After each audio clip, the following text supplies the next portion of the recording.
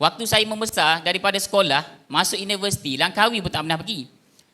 Ini nak pergi Switzerland tuan-puan. Ni gambar ni saya tunjuk sebab saya anak kampung tuan-puan. Tuan-puan boleh tengok saya punya success story tadi. Saya membesar dekat rumah yang sangat buruk di kampung, tidak pernah ada rumah sendiri, pernah ada bilik tidur sendiri. So saya punya dream life saya ni bekerja hanya untuk secure saya punya family. Saya tidak pernah pun ada matlamat untuk travel tuan-puan. Siapa dekat sini minat travel? Minat saya di usia tuan-puan dulu, saya tak pernah ada dream untuk pergi travel. Macam mana nak pernah pergi travel tuan-puan? Langkawi pun saya tak pernah pergi. Waktu saya membesar daripada sekolah, masuk universiti, Langkawi pun tak pernah pergi. Ini nak pergi Switzerland tuan-puan. Switzerland duit kali 5. Masuk toilet RM5. Masuk toilet RM5 nak pergi Switzerland. Tapi dengan public goal, saya boleh pergi dekat Switzerland honeymoon, bawa wife, waktu baru kahwin, tanpa sebarang kos. Saya tak habiskan duit untuk pergi travel tuan-tuan. Sebab tu saya cakap public goal bukan tentang duit, dia tentang masa depan. Kalau bukan sebab masa depan, saya sendiri tak berhenti jadi cikgu.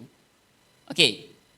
Ini gambar saya dengan Tuan Azam, Tuan Azim semua dekat Switzerland. Okay, next.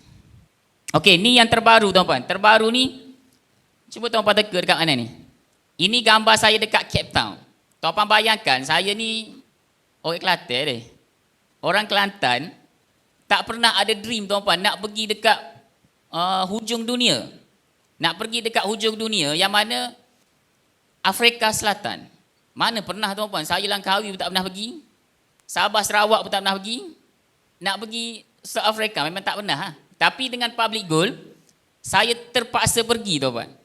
Terpaksa pergi disebabkan oleh saya buat bisnes ni. So ni gambar saya dekat Cape Town. Yang dekat lori tu tuan-tuan boleh tengok lah dekat media sosial, saya pun ada share dekat Facebook. Saya share kita ke safari. Safari ni macam zoo lah. Zoo kalau kita pergi zoo negara, binatang duduk kat mana?